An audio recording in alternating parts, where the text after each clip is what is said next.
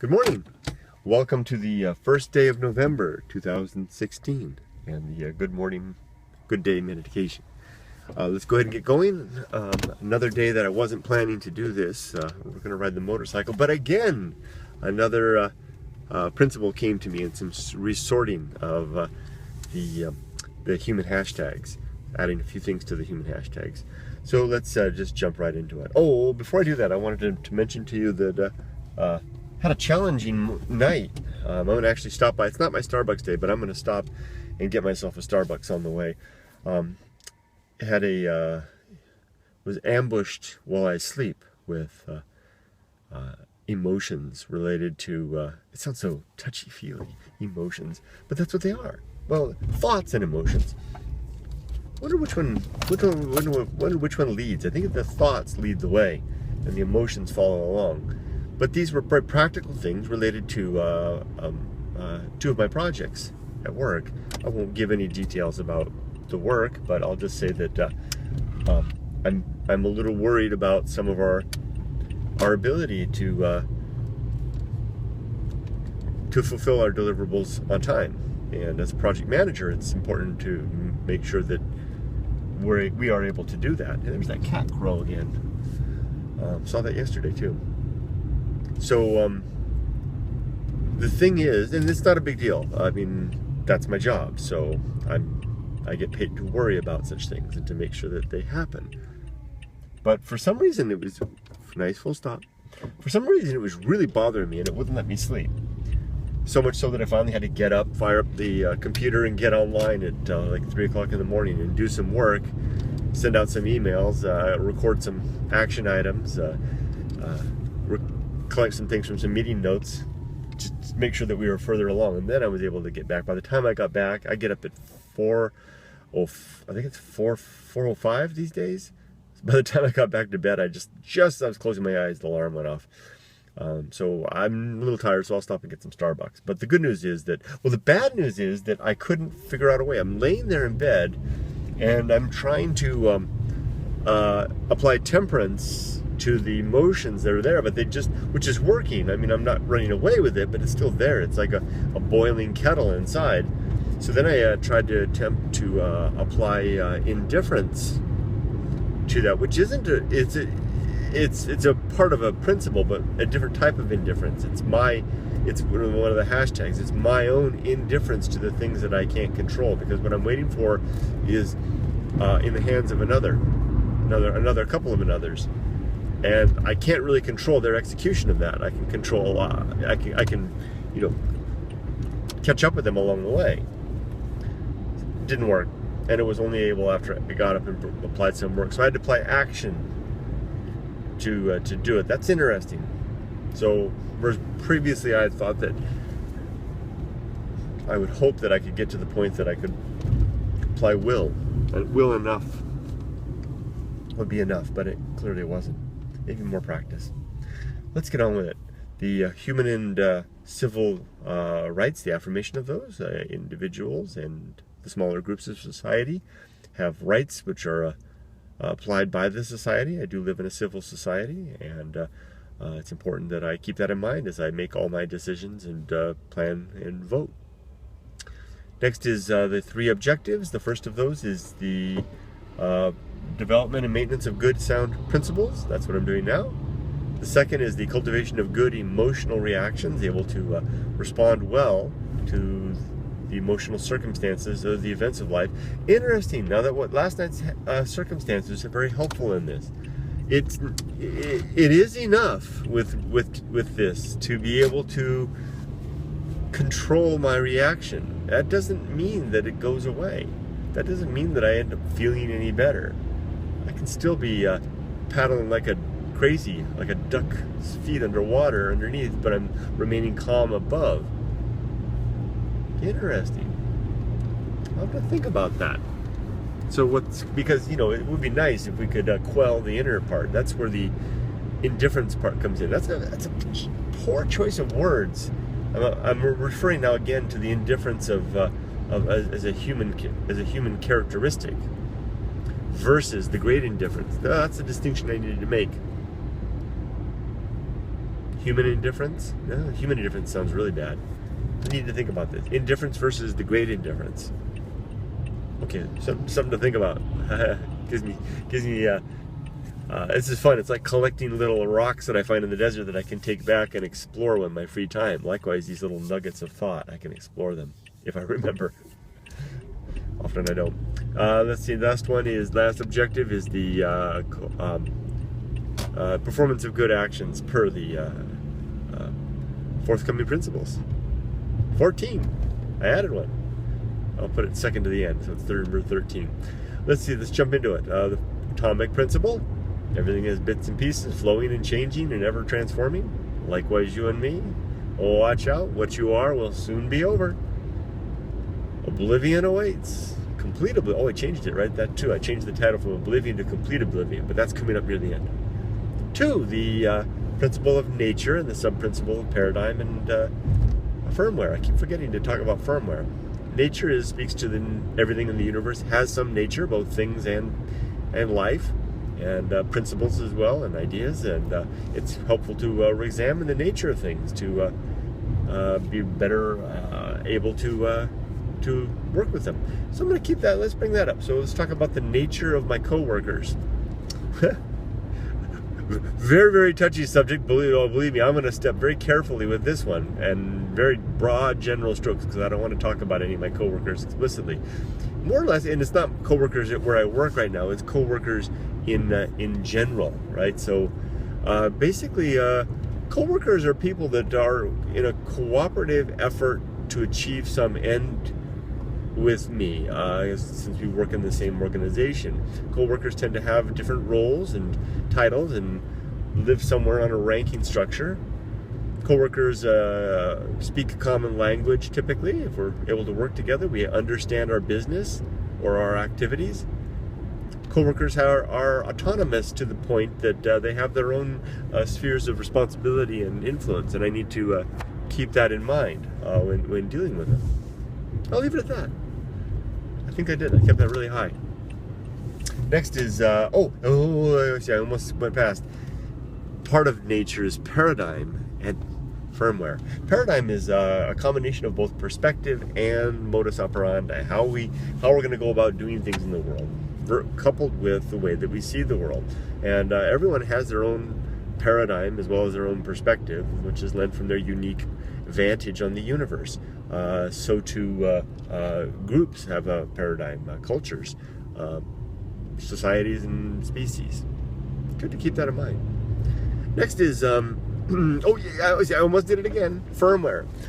Firmware, and I haven't really developed this one much, but firmware is typically a reminder to myself that this gray matter in here isn't a blank slate. It's not like a, whoa, you're not supposed to go. You lost that person. Did they just lose their wheel?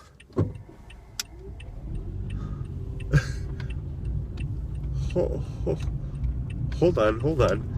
I think their wheel just fell off their car. No, that can't be. Okay, well, hold on. I gotta go get that wheel. There's a wheel sitting in the middle of the road. Someone's gonna run that over and get really hurt. So I'll be back in just a second. Okay, I'll remember where I left off. Just a second. I think it was on firmware. See, the universe is conspiring against me to not do the firmware part. I'll be back in a second. All right, I'm back.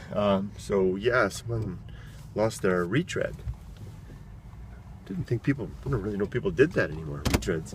So the retread is gone, but I got it out of the road. It was burning hot when I picked it up. It was really amazing. Right there in the, right there in the middle of the road. And I actually saw it come off the car. The car seemed to make it, he actually seemed to drive onto what was left of it. He's parked right over there, putting the spare on right now. So he looks like he's okay, but I got the thing off. It really concerns me, especially with being a motorcycle rider, because something like that, which would be bad for a car to hit, would also be very, very bad for a motorcycle to hit. But anyway, let's carry on. And I got my coffee too. So, firmware. So in computer science, firmware speaks to the instructions that a computer receives upon boot up, when it first fires up, that help it to know what to do. It gives it its fundamental foundation instructions. And we human beings have those fundamental foundation instructions as well. They're kind of encoded within us in our biology. These things like the interest in finding a mate, reproducing, setting up a home, doing the various things that contribute to the welfare of ourselves as individuals and as a society. And the reason that it's good to keep that in mind is that we don't always need to follow those anymore. You know, our days of hunter-gatherers, living on the plains, sorry about the noise there, just drop that down, are essentially over. There's plenty of us. You know, there's not really much chance of us running out of people anytime soon, save some disasters that might occur. So, if you want to, you can choose other ways of life. You don't necessarily have to take that normal route. But just keep in mind that the firmware will continue to operate. You can't turn it off. So it'll beg at you to have those things. So if you decide not to get married or have children, you may find yourself longing for those at a later date. So be wary. Okay, the next after this is this principle of maturity, which has the subcomponents of wisdom and fortitude. Maturity is that quality and that faculty of knowing better about how the world works, and being able to make informed decisions and to restrain ourselves when they don't go our way. That makes us live better. We live a more maturity yields a better life in most cases. Wisdom, of course, is that thing that you gain from experience, and fortitude is the strength that we develop in keeping our cool when things don't go that way. That leverages into fortitude, kind of leverages into what I was talking about before with indifference.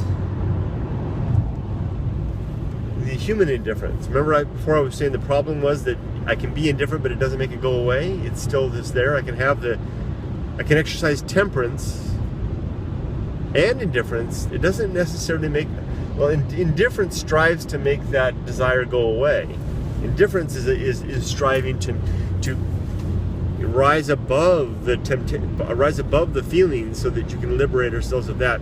So that's that. With strong indifference, we don't really need fortitude.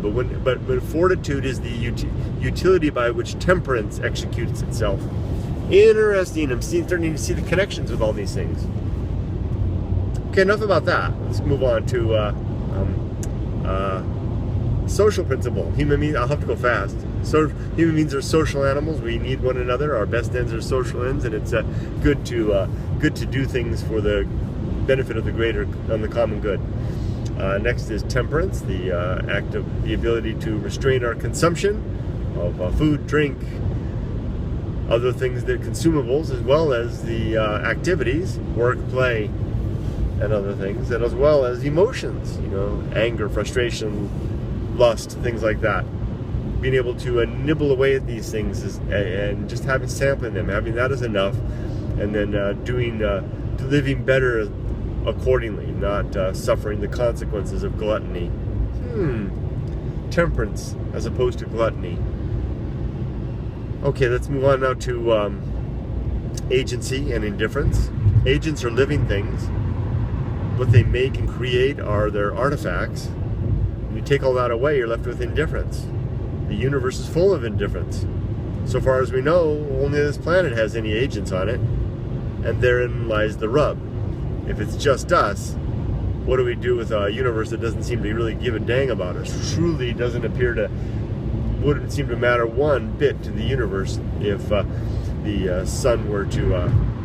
if global warming has some disastrous impact and our life or life on Earth is extinguished in some way. And so what we do then is we fill in that danger with the artificial agency of God, and that gives us comfort. Although it's a weak and apparently a false comfort, because there's no one ever has been able to show any good reason to believe in God other than feelings and that very, very superficial and unsubstantiated. It's just darn ridiculous, application of that thing called faith. just, I almost was tempted to come up with a principle to counter faith, but I'm not trying to make this that inflammatory, but maybe I should. Just what a silly thing. I mean, you can have faith in things that have reasonable track records. Like I have faith in the body of science because it shows good track record of being able to maintain itself. I have faith in my car mechanic, likewise for the same reason. So too my dentist and my doctor. So too my wife. Does that mean that none of them will ever steer me wrong? No. But then I'll adjust myself accordingly. Faith in a proposition that has no good reason to believe that it's true, like a proposition that there's a God, when it doesn't even have a track record. The only track record it has is disagreement and dissent among the advocates, war and atrocity amongst them as well, and no good reason to believe at a foundation level. What a silly thing. But I digress. Let's get back on track. So that's the danger of agency being applied where it doesn't belong. Next is the best seat in the house, which is here and now, exactly where I am, doing exactly what I'm doing. I long to not want to be anyone else, or want not to be doing anything else, or want to be someone else. It's basically an ambition to be all right with where I am, even if it's worrying at 3 a.m. about my projects. Doesn't mean that I'm not working hard to make things better. I do, but I'm all right along the way. Next is reason, the governing faculty, looking at the facts, building arguments based on that, and examining the evidence, the results, to see if those match. That's exactly where faith does not play a part. You don't come up with, you don't look at the world and come up with an idea and then just have faith that that idea is true. You look for some model, some methodology by which you can examine the world to see if it is true in a replicable way that makes sense and can be verified by others in a similar manner, and it can be falsified. Without that, you're left with wishful thinking. Next, the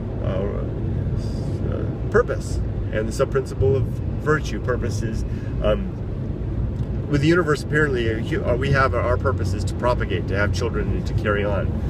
If that's the case, then if we want to have more purpose than that, we better come up with it on our own, which you're welcome to do, or all welcome to do.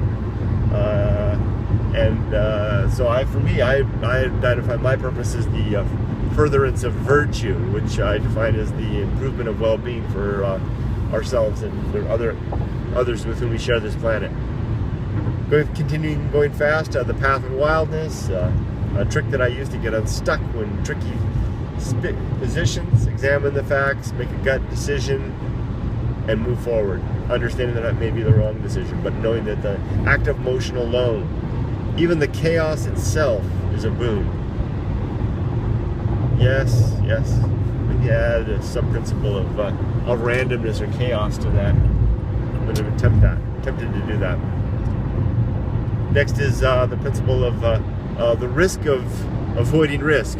What risk do we incur when we seek to avoid risk? For example, in deciding to stay home in your safe, warm life is fine if that's what you want. But if you have some dream that you want to attain, but you push that off for fear of the risk involved, maybe you won't get advanced in your career, or you won't be able to pay your house off in time to retire, or the guy or gal that you want to spend your life with doesn't want to do that. I must ask, what risk are you taking on in avoiding that?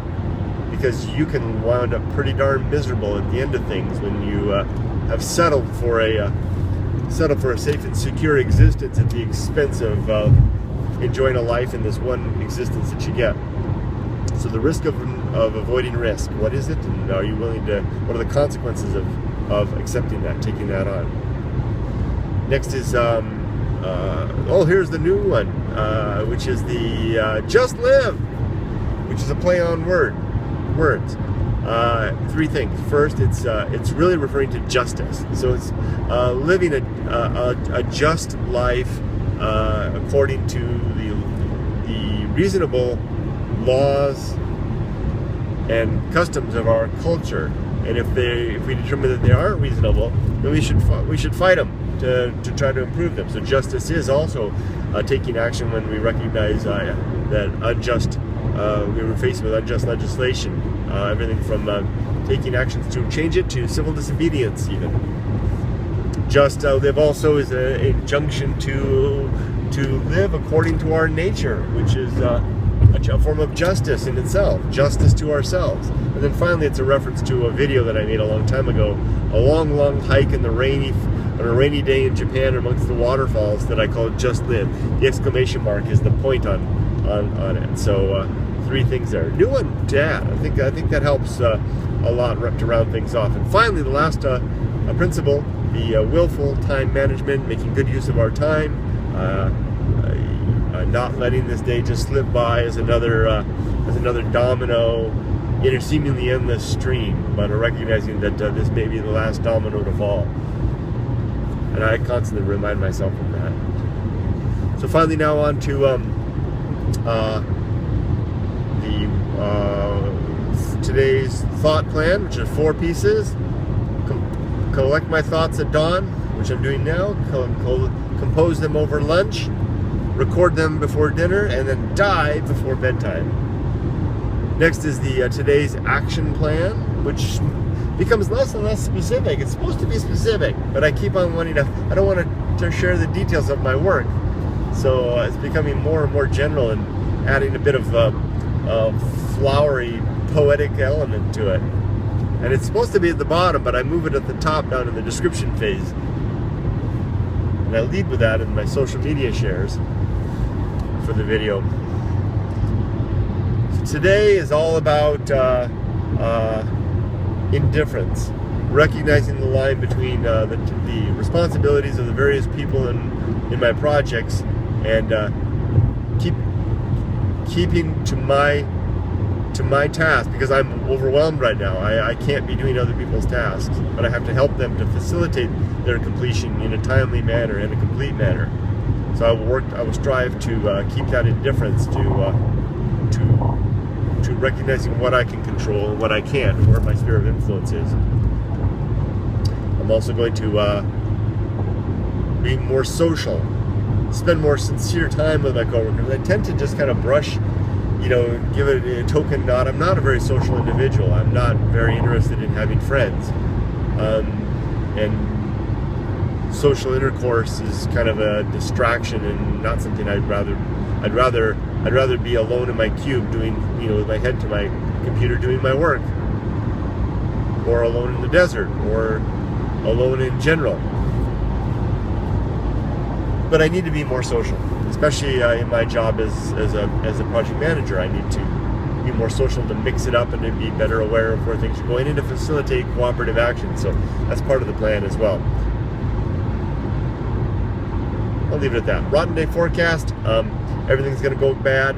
My dear daughter will die today. My beautiful wife will die today. I'll lose my job today. I'm going to make some bad financial decisions and lose a lot of money today. I'll probably, if I get a flat tire today, my car might crash. It will crash. It'll be my fault. I'll hurt somebody. God, I hope not, but I will. I'll lose my temper. Something bad will happen and I'll not be able to keep my cool. Maybe another bad call from my mom. I'll call her and she'll go like I did before. She'll go off the handle. Oh, my health is doomed, and I'm gonna die today too. Well, is that depressing enough? Setting that nice low bar, now it can only get better from there. But really, that's not the main purpose. The main purpose is to be ready, because all of these things can and may indeed happen today. And now I don't want to go through the day pretending like today's not good, that this is going to happen. I'm going to be ready as best I can and prepare myself for these things. It is a danger that I may become immune to it by repeating it over and over again, but I don't think so. I think we become immune to it when we don't We don't front it in our mind ever. Pretend like it's never going to happen. So last one is always the recitation of my human hashtags. See if I can remember them. I added a few new ones. Let's see. The first one is these are hashtags. These are little. Imagine if I was a piece of media, and I would apply some hashtags that kind of describe the character. These are the things. These are shortcuts to the principles. So when I need to, I can take a moment, retract back into my brain, and touch my principles by touching their hashtags. And I've got only a couple of them laid out so far. They don't necessarily correspond exactly to the principles to capture the essence of those. It's more active. These are more like, I think I want them to be more like verbs. And so the first is objective. Second is honest. The third is indifferent. That's that human indifference, not the great indifference. The fourth is, what was it? It's on the tip of my tongue. Oh, discreet with a double E. Also, I added to that two new ones this morning, which I can't remember. I'll take my eyes from the road for just a sec. It was, good gosh, I can't read my own writing. Jury? Just. Referring back to the just live, just. And then last one, society. Social. Yeah, referring back to that. Just and social. Just social. No, they're two separate things. So, repeat that again. I think I got time to repeat that again, so this helps me to remember. First one is objective, honest, indifferent. Why do I struggle on this one? Objective, honest, indifferent.